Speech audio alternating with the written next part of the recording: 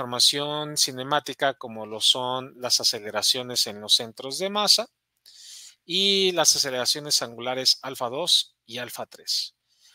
Además de que se debe de contar con la información de las fuerzas externas que aquí vienen representadas como FP3, T3 y las ubicaciones de las FP a través de las RP, que son las distancias del centro de masa del eslabón 3 hacia donde se aplica la fuerza FP3.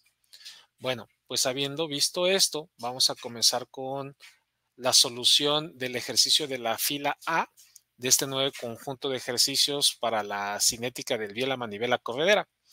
Entonces, dentro de la información que nosotros requerimos de inicio es cuánto mide el eslabón 2, en este caso son 4 pulgadas, y cuál es su ángulo de inclinación, teta 2 es de 45 grados. Cuando yo me pase a Solid, yo voy a estar trabajando con el alzado. Voy a colocar una línea constructiva sobre el eje X. Voy a colocar una línea arbitraria que va a ser la longitud de mi eslabón número 2.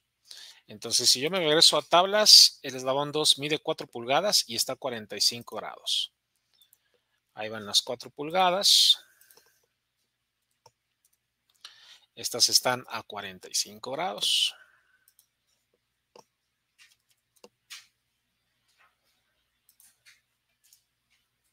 Listo. Lo que sigue es ubicar el centro de masa.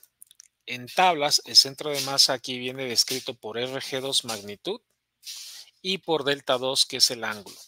Entonces tengo 2 pulgadas a 0 grados. Aquí 0 grados, recuerden que lo que significa es que está sobre la línea que me identifica la distancia entre los pernos, que mide 4 pulgadas. Entonces está sobre esta línea, pero su magnitud es de 2 pulgadas. Y estas 2 pulgadas significa que está a la mitad del eslabón 2. De tal forma que si yo me regreso a SolidWorks, este punto medio que aparece en SolidWorks vendría siendo mi centro de masa. Y para que no batallen con lo de los cuadrantes para los vectores de R, yo les recomiendo que tracen unas líneas constructivas que simulen el origen de este centro de masa. Entonces ahí tengo mi eje Y. Aquí voy a colocar mi eje X. Y ahí tengo mi origen sobre el centro de masa. Bueno, pues si yo me regreso a la matriz, recuerden ustedes que vamos a tener dos vectores R, el R12 y el R32. El R12 es un vector que va desde el centro de masa, desde este punto, a donde se ubica la unión con la bancada. Este vector que va de este punto a este punto es el R12. Mientras que el R32 es un vector que va del centro de masa al punto que une con lo que viene siendo la biela, el eslabón número 3. Y de aquí nosotros vamos a comenzar a marcar las cotas. Entonces, para el R12, yo voy a medir de este punto al punto que me define el centro de masa. Y si se fijan, es un vector que con respecto de mi origen marcado está en el tercer cuadrante, por lo que la componente en X de 1.41 será negativa y la componente en Y también será negativa y tendrá el mismo valor. Entonces, cuando yo me vaya a Scilab, en Scilab, R12X y R12Y valdrán menos 1.41 pulgadas. Pero cuando saque el valor de la R32 va a ser una cota que va de este punto al centro de masa.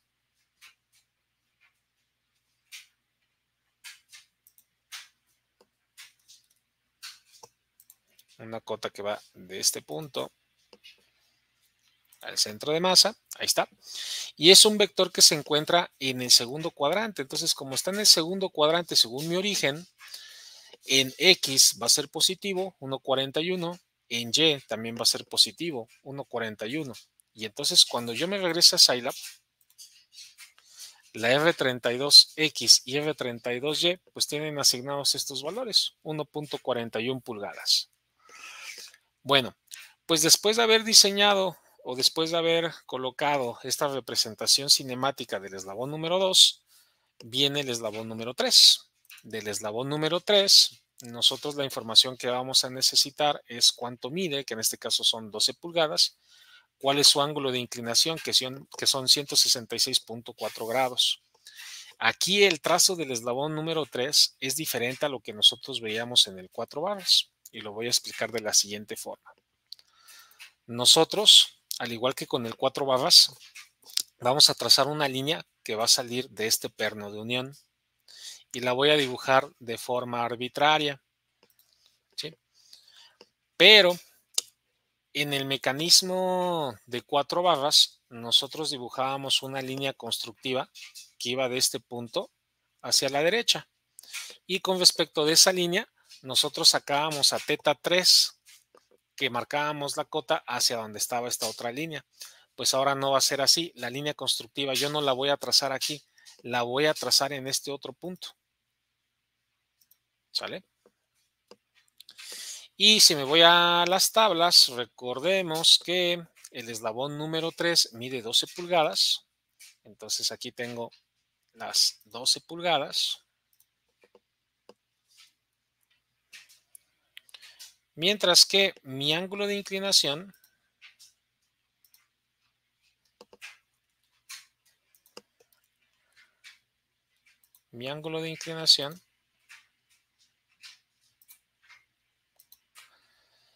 era de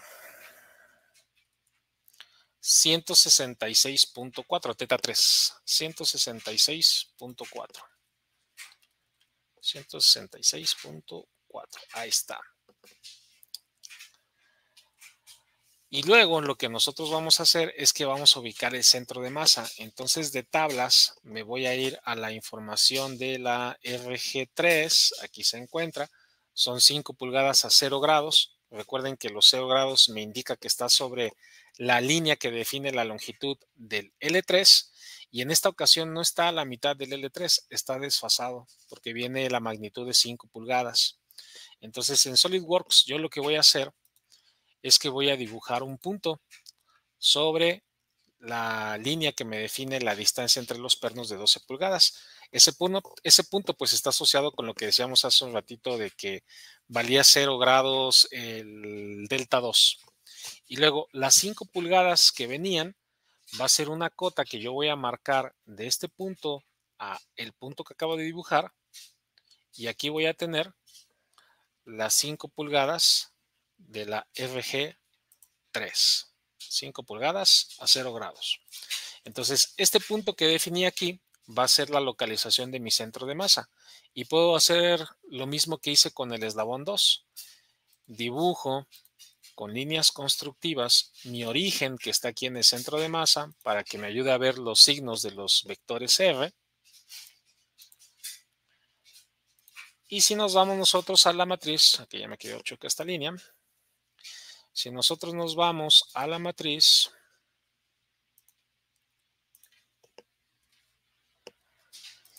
ahora vamos a ver que necesitamos los vectores de posición R23 y R43.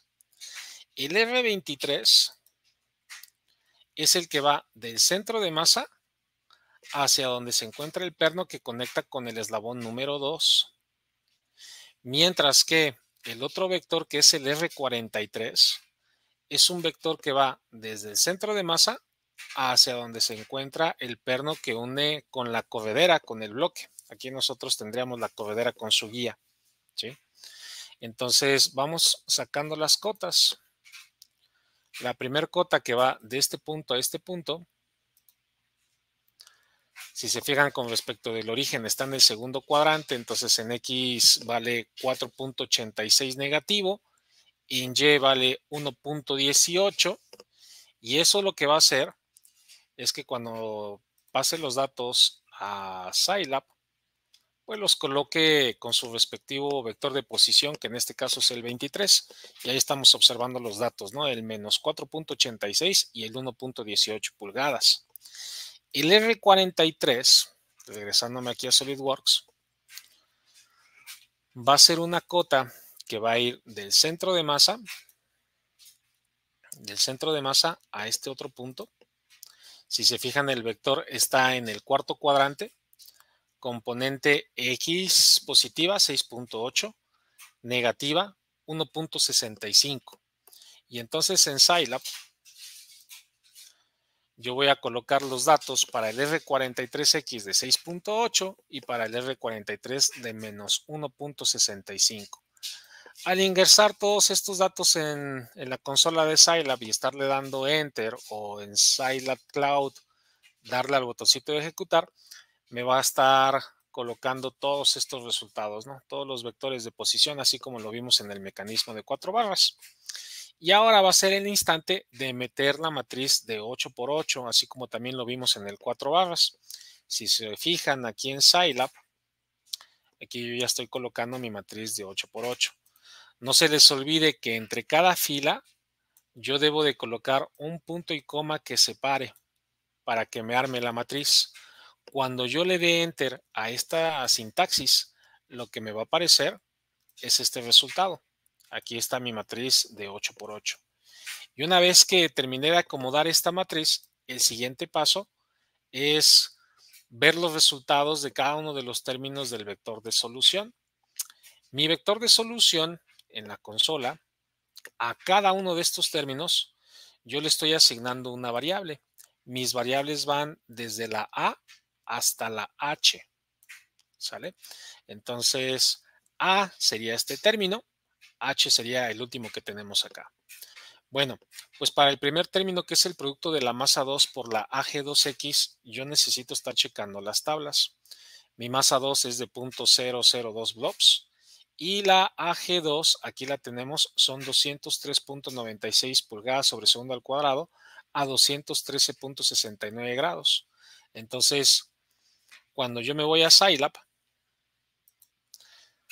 aquí estoy ingresando los datos. La masa, la magnitud de la aceleración de la AG2 y el ángulo de 213.69 grados. Como el vector solución en el primer término me pide la componente en X, no se les olvide que aquí en Scilab estamos utilizando la función trigonométrica coseno. Así como tampoco se les olvide que Scilab necesita tener definido el ángulo en radianes. Ese es el motivo por el cual aquí el ángulo que está en grados lo multiplico por 2, lo multiplico por pi y lo divido entre 360 grados para convertir el ángulo de grados a radianes. Entonces aquí yo ya tengo el primer término, la componente en X. Si se fijan, cuando yo me regrese aquí al vector solución, el siguiente término es la misma información pero con la componente en Y. Entonces aquí en Scilab yo puedo copiar y pegar este comando y cuando lo pegue, que no se me olvide borrar que ya no es A, sino que ahora se trata de la variable B y que la función trigonométrica ya no es coseno, ahora es seno, pero son los mismos datos de información, ¿sale?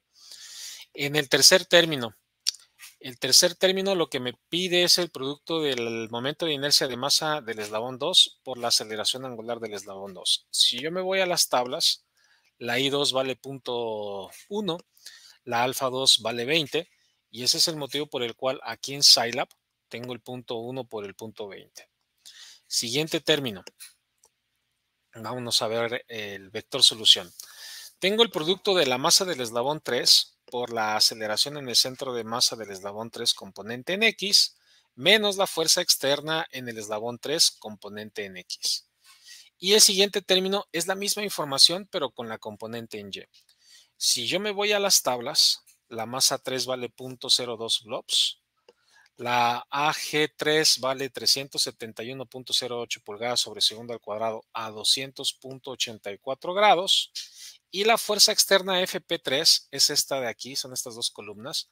La magnitud es de 0 libras y el ángulo es de 0 grados. Como son 0 libras aquí,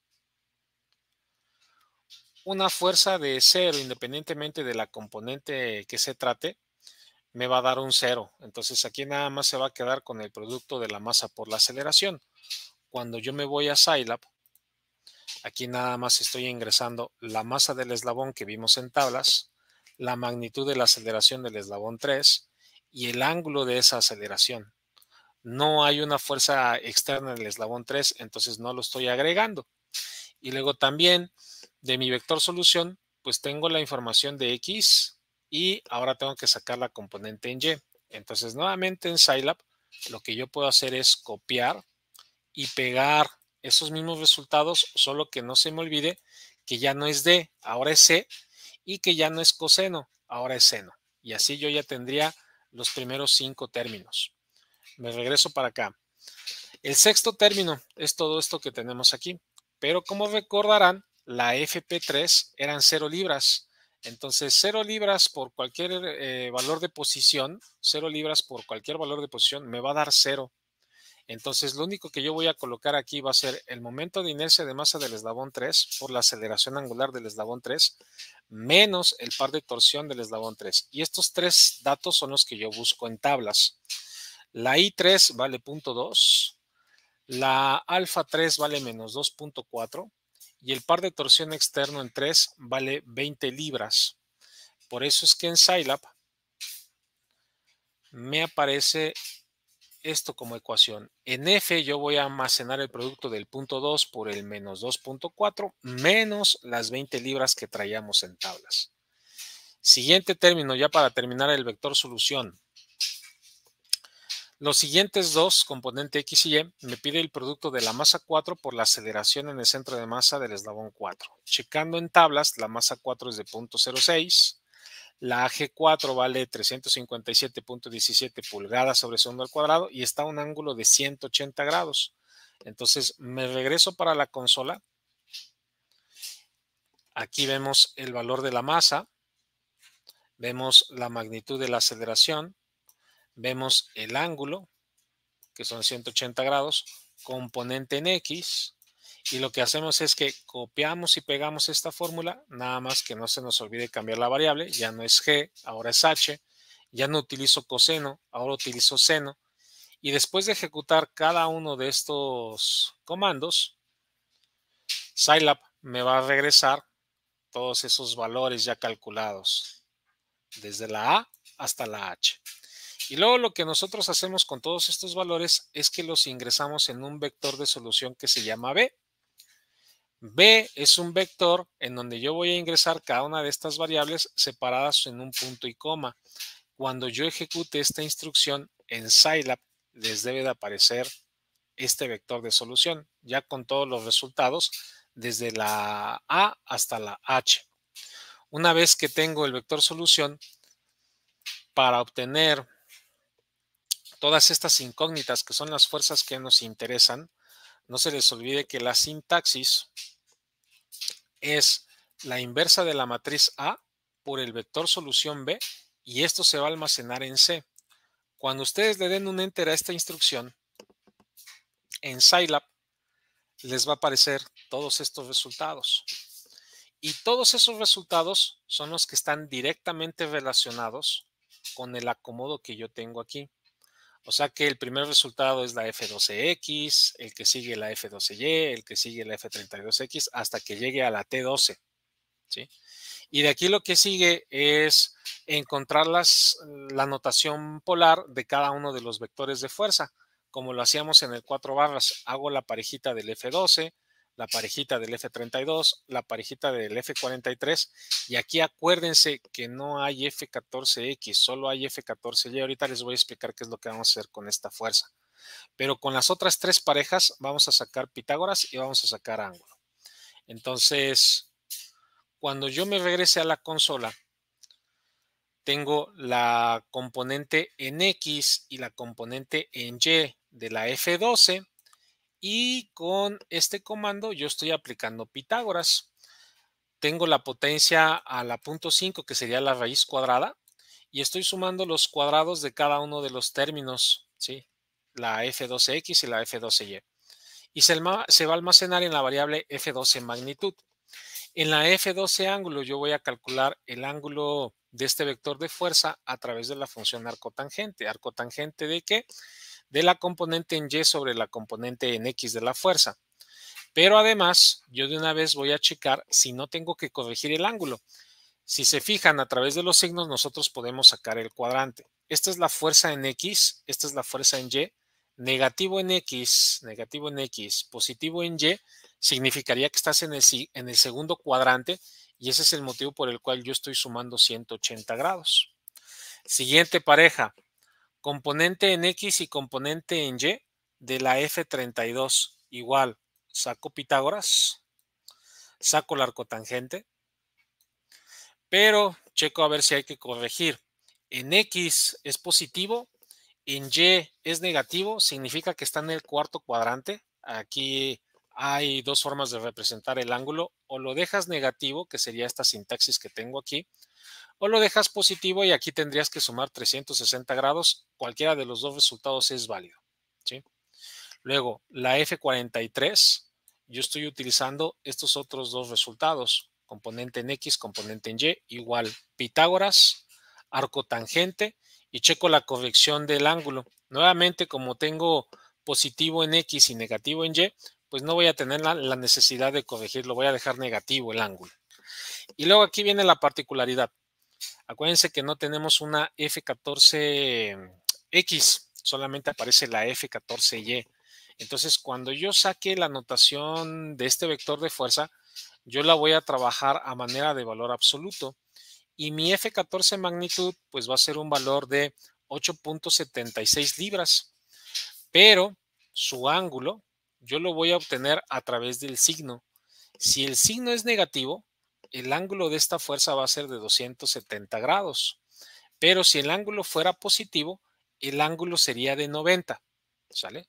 Cuando yo le vaya dando enter a cada uno de estos comandos, me van a ir apareciendo cada uno de estos resultados que yo tengo aquí.